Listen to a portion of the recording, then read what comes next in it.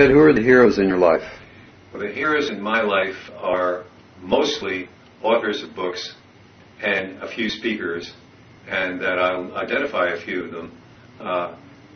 The businessmen who were the early pioneers in America. I think America is really the country that has shown that entrepreneurship, given free rein, can produce miraculous results.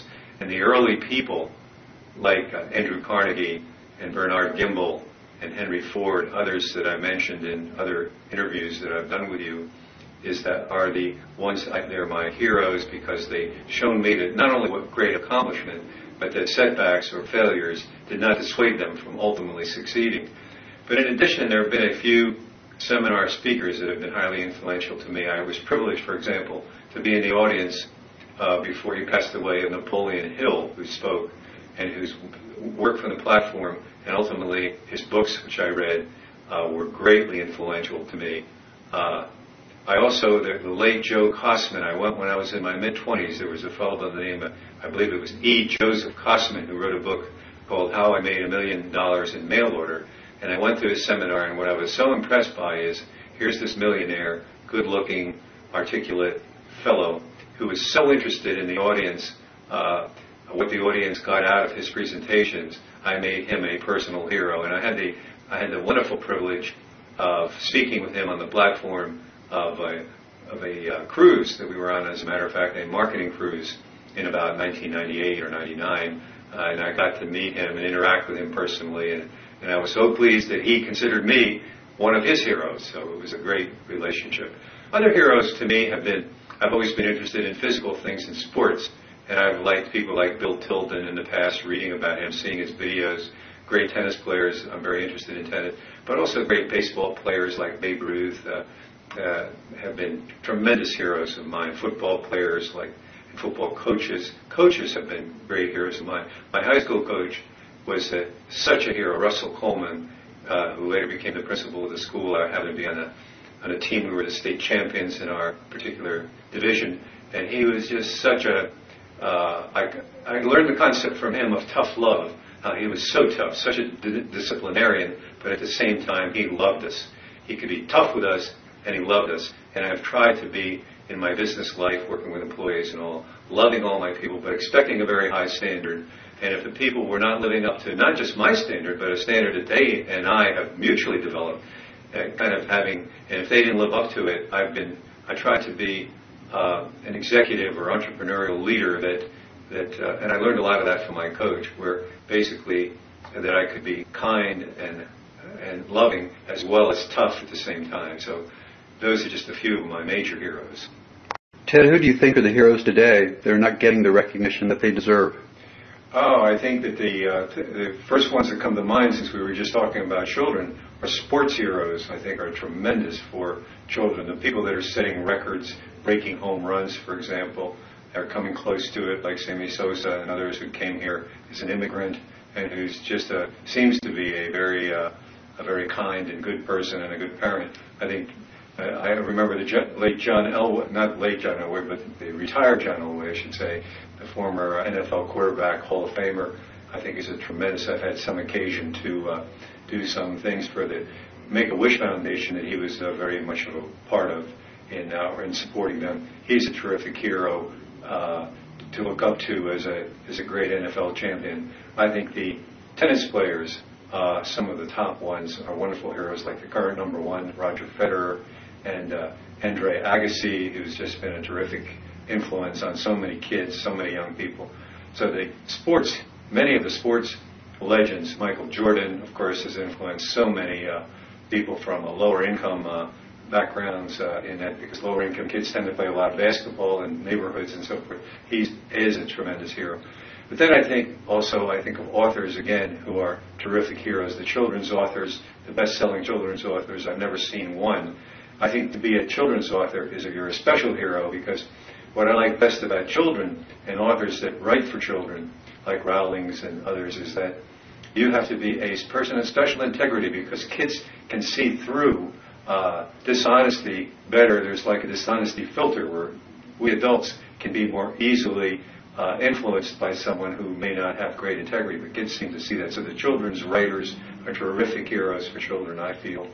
And then, of course, the entrepreneurs that are very good in the world are very good examples in their lives of individuals who are thinkers along their own path and who influence so many people, like Bill Gates, for example, like Richard Branson, like the publisher heroes that may not be as well known in celebrity status, but people like my friend Bill Bonner of Agora Publishing. He publishes pro-freedom and pro-entrepreneurial work. Tom Phillips of Phillips Publishing are tremendous heroes in helping to spread ideas. So the idea spreaders, if you will, are tremendous heroes. Just to name a few, who I just think are terrific. The people on the stage who talk from the stage, who influence a lot of people, such as Peter Lowe, who's a seminar attendee of mine. He does the biggest seminars in America right now, who is the promoter of Zig Ziglar and a very good speaker himself, are terrific heroes, bringing heroes like retired General Schwarzkopf, for example, speaks at his seminars. I just think those people are tremendous heroes. Who helped give you the willpower to change things in your life for the better? Well, there wasn't any outside. I mean, I had to develop my own willpower, but again, my heroes, the authors of books. I mean, I think there's two basic ways to learn, by the way. The two best ways to learn are to discover information through books and today's age seminars, and utilize those things in your life. So when I went through the process of reading and studying and going to seminars and learning things myself, these things helped me the most. Ted, why are heroes so important in the lives of young people? Oh, heroes are crucial because they are the individuals that people consciously or subconsciously emulate. So that I think that young children, it's very important to know the kind of heroes and who the heroes are, or potential heroes in children's lives, who they are. As parents, I think the greatest thing you can do, expose your child to very good heroes, excellent heroes, top heroes. Ted, I'd like to ask you a question. What is your definition of heroism? Well, to my mind, heroes are people who are masters of what they're doing and who are individuals who have unlimited personal integrity. And as I travel around the world, there are not many people who, in fact, it's a very, very rare talent to have to both master your craft and deliver it or serve it or function in that craft with a sense of great integrity, concern with and for other people. And the ones that are the greatest heroes are the ones that are the most help to other humans along the way. Ted, what are the qualities and attributes of a hero? Well, again, I think one of the things that every hero that I've ever known possesses is terrific ability to communicate their ideas and their values. And the late Miss Rand had those qualities in a great abundance. Ted, did you believe that your dreams would eventually become reality? Yes, I did believe my dreams. I remember speaking about my early dreams with my parents, that I wanted to start a chain of retail shops, which I achieved, that I wanted to ultimately become somehow or other a best-selling author. And I pursued both of those dreams, and they both come true. And during my late teen years and my early 20s, I started writing. I'm a great letters to the editor writer. I enjoy writing letters to the editor because I like expressing my ideas on world issues and local issues and the like. And I've seen the impact of my work. It's interesting. People that are hearing and watching this interview should be aware of a fact that is a beautiful fact, and it helps maintain my optimism, is that each person listening to us can make a huge difference. A lot of people feel that, well, who am I? I mean, I'm only one voice. Am I a voice in the wilderness and so forth? And that's just not a good or realistic way to look at things, in that each individual has such power over their humans, such potential power. It reminds me of one of my favorite movies, It's a Wonderful Life, with James Stewart, who the whole movie was dedicated, as you recall, to that whole concept of how one individual's life makes such a difference. Ted, do you have the courage to pursue new ideas? Yes, I do. I found that I'm a big believer in the concept of just going forward or ready ready, fire, aim kind of approach to life. So when I have an idea and I think it through and I write down, I have a technique, the old Ben Franklin technique, where I write down the pluses and minuses of every major idea that I pursue. And when there's an overwhelming amount of pluses and the negatives that I can think of, or the minuses that I can think of, are not very big monsters, I do like to go forward right at that point. Mr. Nicholas, did you ever create a secret hero in your mind that helped you deal with life's difficulties? First of all, why don't you please call me Ted? Okay, I will. Thank you. A secret hero, my greatest influence of my life is the late author Ayn Rand, who wrote Anthem, Atlas Shrugged, The Fountainhead, has been my secret hero because, again, a person of great integrity and who influenced millions of people. As a matter of fact, I think her books are still, next to the Bible, the most influential books to, for example, advanced students at universities. Ted, I've attended 4 of your seminars, and at each of the seminars you've talked about entrepreneurs being your heroes. Could you talk a little bit about that subject? Of course. The entrepreneur it's not widely known, I'm afraid. I wish it were, that entrepreneurs... Ted, were you willing to experience discomfort in the pursuit of your dream? Yeah, absolutely. I've learned a long time ago that delayed gratification is necessary for every human being who wants to achieve a lot. And for every hero that I've ever known, they have patience and a willingness, kind of an impatient patience, if you will. I mean, if you ask me, am I more patient or impatient, I would say that I'm more impatient, but yet there's a kind of a deep patience that I'm willing to keep trying and trying and trying until I get the result that I want. Ted, do you readily forgive those who upset, offend, and oppose you? That's a very good question. I do now much more so than I ever did. I spent a good part of my life not forgiving people who hurt me, both in my family and people that I interacted with through life, and I found out that that's just such a negative waste of energy. And what I use, I do daily affirmations, because words of all kinds, not only that you write and that you hear, influence you, but words that you say to yourself are a tremendous influence to your subconscious, which is even more powerful than your conscious mind. So one of my affirmations is I forgive the people who have hurt me in the past. I presently forgive them for all these things that they've done to me and for me. Ted, what is your perspective on goodness, ethics, and moral behavior? Well, again, integrity, that keeps coming to mind on a lot of the direction of these questions, which I really like. I think these questions are very good. To me, I think of an individual who exudes love for their human beings, honesty that just comes out of every pore, and the willingness to help, and who understands something that I think few people understand, that I spent a good part of my life fully integrating and understanding, and that's the difference between what I call positive selfishness and negative selfishness. A lot of people confuse the two in their thinking and how they deal with people. I think what we all can't wait to get away from are individuals who are negatively selfish, who in effect are asking us to sacrifice ourselves for their interests, who are, for example, selling products or services to us where they have no concern with the end user, us, the consumer, but they have concern with their interests, and that's negative selfishness, and I'm totally opposed to that. On the other side of that coin, and totally the opposite side, is a person who's positively selfish, who's willing to work hard to create a product or service that is much more valuable to humanity and much more valuable to their customers than the cost or price. In fact, what I try to do in my own life is have all of my information products, books, tapes, seminars, to be at least 10 times, and without, just what I've seen in the real world, 100 times or more valuable to my proteges or students or customers than whatever they invest in the product. So to me, those are parts of the question that you just asked me. Ted, how do people actually become heroes?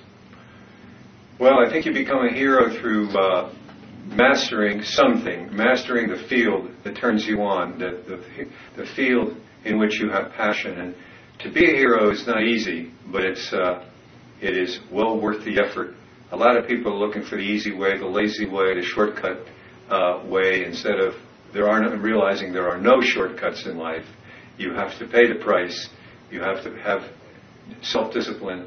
You have to do all these things. And when I say that, I hasten to add that self-discipline, in my opinion, is a highly overrated skill in the sense that, or quality in a human being, in that it's not that you're such a great. A lot of people think I'm very self-disciplined. I am in many ways, but I think the best thing about self-discipline that makes it not so tough and in fact remarkably easy is that good habits in life tend to become good actions tend to become habits. And at first it may be tough to study a certain amount of time each day, or to practice your skill a certain amount of time, and to just keep practicing and practicing until you get good at what you do. I, for example, have almost no natural skills in sports, but I've been able to accomplish a lot, win a lot of tennis trophies and things like this, more from just the effort, the discipline that I put on myself, that becomes a habit, that then enables you to have the kind of results that you can have. In writing, for example, I don't feel I was in doubt. I was always able to communicate fairly well, but I think I've gotten better and better and better by practicing and by being the individual, and also speaking. I don't consider speaking and writing so worlds apart as many people seem to think of those skills to be. I think communication is communication, and I'm very much of a studier of communication. So I study communication and I get better at it, and it becomes a habit. So now Bethany will ask me sometimes, my significant other, she will ask me,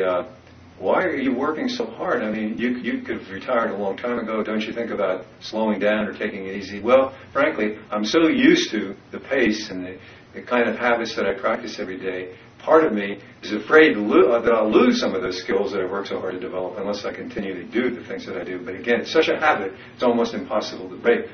Additionally, I am an individual who I have an addictive personality. And I'm afraid to try things like drugs because I might like them too much and become addicted to them. So rather than do that, I try to addict myself to things that are good for me, such as exercise, such as the kind of diet that I try to follow. Although I have a 90-10 rule, I don't do anything 100%. I think it's dangerous because it makes you an unhappy person. I think 10% of my diet is whatever I want to have. But so I think that if you develop the habits that are necessary for you to become a master, that's really the secret. Ted, do you maintain your sense of humor in the face of serious situations? Well, I like to think that I do. I think I maintain, I'm a lot more, I think my sense of humor is a lot better when I'm not facing or I'm not dealing with one of the real serious challenges in life. But I think I basically, even with a serious challenge, to keep myself whole, that I still maintain a sense of humor at that point. Ted, how were you able to overcome your doubts and fears? I was able to overcome doubts and fears by just trying and seeing the result, and trying and seeing the result. I worked very hard in seeing when I read all these biographies and autobiographies that influenced me by people, the greatest heroes in American business in the past, such as John Wanamaker and Milton Hershey and Bernard Gimbel and Henry Ford, to name a few, I could see that these individuals had tremendous amount of setbacks, that they somehow maintained their optimism even though they had enormous and incredible setbacks and failures. And what I wanted to do is, in effect, arm myself for the disappointments in life on the business side, because I wanted to make myself, in effect, failure-proof and to survive whatever happened to me, because I did not come from a wealthy background. I came from a very poor background, and I knew that I was going to have some setbacks along the way and that I would survive and it would be okay. So a lot of people who experienced those kinds of things in their lives through books became some of my heroes that influenced me so that I could develop that failure-proofness, if you will, if there is such a word. Ted, do you take a positive view of setbacks, misfortunes, and mistakes? I would say 99% of the time I do. I have to keep reminding myself of the principles that I so believe in, that I live my life by. But I would say yes, almost 100% of the time I do, and because I learn from my mistakes. I know that a couple of setbacks that I've had in business, like the one I talked to you about earlier, where I had to close a business that once was so successful. I started 21 businesses before I started writing, and 19 of them were hugely successful, 2 were not.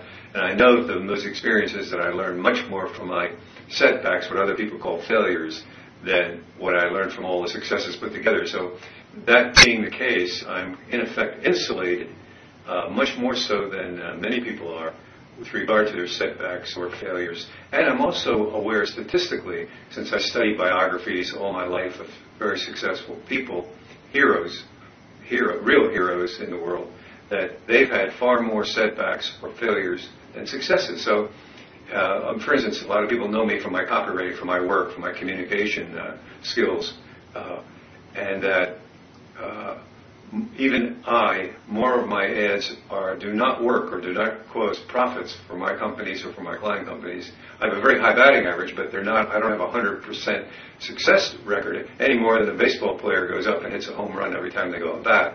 I mean, because you're slightly off track when you have when you're creating a message of any kind, whether you call yourself, quote, a copywriter, or you're a speaker, or you're just a human being communicating your message with other people. You have to find ways and words and techniques to get that message across to other people in a way where it's hearable to them and understandable by them. So that's how I see that issue. Ted, what place does the power of prayer have in your life? The power of prayer is an enormous influence. I pray every day, and I can say with all my conviction of my soul that every prayer on every major issue that I've had that involved me personally, my family, all the things that I love, as every single prayer that I've ever stated in my subconscious has been answered. Every single one has been answered. So the role of prayer, to my mind, is extremely powerful. Ted, what principles are you willing to sacrifice your life for? Well, I mean, for the principles of freedom, I'm willing to put my life on the line to help people be free. I mean, I cherish personal and individual freedom in my life, and I cherish it in the lives of other humans, and of course of all of those that I love that are close to me, like my children and grandchildren. Ted, do you experience service to others as a source of joy? Yes, I do experience service to others as a source of joy. It really is true. It can be said in a lot of ways, but I like the law of reciprocity, where I don't believe there's any negative energy in the universe, and when you put yourself out there and you help people, you get back so much. And one of the great things that you get back is feedback and evidence that what you've put forth, your energy, your ideas, that it comes back and rewards you. And in that sense, it gives me a great sense of joy. But people a lot of times, they don't give you immediate feedback about your influence in their lives. That's okay. I know when I'm giving the feedback. See, this is one of the things that I like. The seminars that I do, I endeavor to put more information into my seminars on marketing and communications and copywriting than anyone else on the planet has done or will do or is willing to do. And I know that I'm doing that, whether people in the audience, it's often been said when the student is ready, the teacher appears, and that as long as I know that in my heart, but it makes it even more joyful when I get feedback from people who are applying the lessons that I'm putting forward in my work. Ted, do you have a dream or a vision that sets the course of your life? Yes, my dream is to be the number one. My dream is that the whole world will be free, that every country, that there will be no tyrannies or dictatorships. And what has to happen in order for that to happen is the undiscovered heroes of this world are entrepreneurs, in my judgment. And if my work can influence entrepreneurs to a greater degree than even I influence people now, I have millions of readers, so I've influenced people a lot. But as my work spreads and as I continue, hopefully, to get better at refining my message, my dream is that I will be one of the people to help individuals all over the world be freer, more successful, and to just be one of the leaders in that direction just turns me on, keeps me going. One of the things that I am so excited about, I get letters almost every day from people who give me credit for helping make such a big impact on their lives and for changing their lives in many cases. And while they deserve the credit, I don't, because they've acted on my work or on my ideas. It just makes me feel so good and proud to be part of that process. Ted, are you an optimist? I consider myself definitely an optimist, yes. In fact, everyone that I know, I don't deliberately think, well, am I going to be a pessimist or optimist, but I do see things I see the world to a large extent through rose-colored glasses. At times, perhaps, if I err, it's on the optimistic side. Ted, when was the lowest point in your life, and how did you change your life's path to one of victory over all obstacles? Well, the lowest point in my life, I've been very blessed in that I haven't had any real severe lows.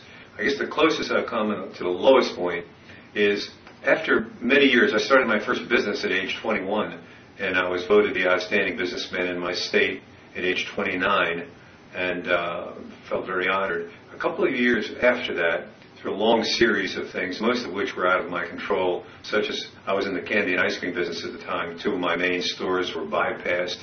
I lost a lot of volume. I couldn't replace it because there were new toll roads that were taking the traffic away from my shops and so forth. And I had to basically, I started a franchise business, and I basically had to close the business. And it was very painful for me because some of my franchisees, some of my suppliers were hurt financially, and although they all forgave me almost immediately for the kind of the circumstances that caused that, for me, I felt emotionally very low during that period. So I would say that's the kind of the ultimate depth that I felt. I felt kind of a rock bottom that many of the things that I believed in and still do were, how would I say, I questioned some of the things that I so believed in at those moments. I had some questions, and I had a lot of thinking and feeling to get through that period. Ted, in most people's lives, especially in the relationships between men and women, has your significant other, Bethany, had a big influence in your life?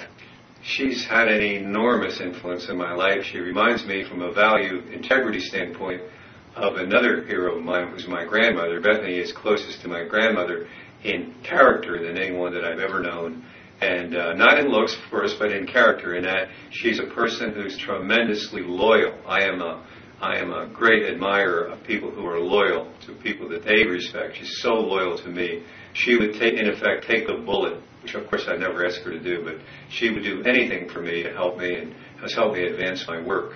She is not only a beautiful woman physically, but she has such tremendous integrity that it comes out of every pore. So she's been a great influence. In fact, we are together almost 24 hours a day. And to be honest, before I met her, and we've been together for 18 years, I didn't think it was possible to be in anyone's company for that long, because I love people that I love and like to be in their company. But at the same time, I enjoy my solitude, and I like to, as you know, I write a lot of things, and of course I need peace and quiet. But Bethany's the kind of a person, she can be right next to me at the next desk or in the next room, and she knows that when I'm concentrating, she senses that it's time for a little quiet. She gives me the peace and quiet when I need it. So, yes, her integrity, her loyalty, her contribution. She's also the best editor that I've ever worked with, which is such a bonus, because it's wonderful to be able to write things, and writers are not their own best editors, and she can look at what I've done, make good suggestions,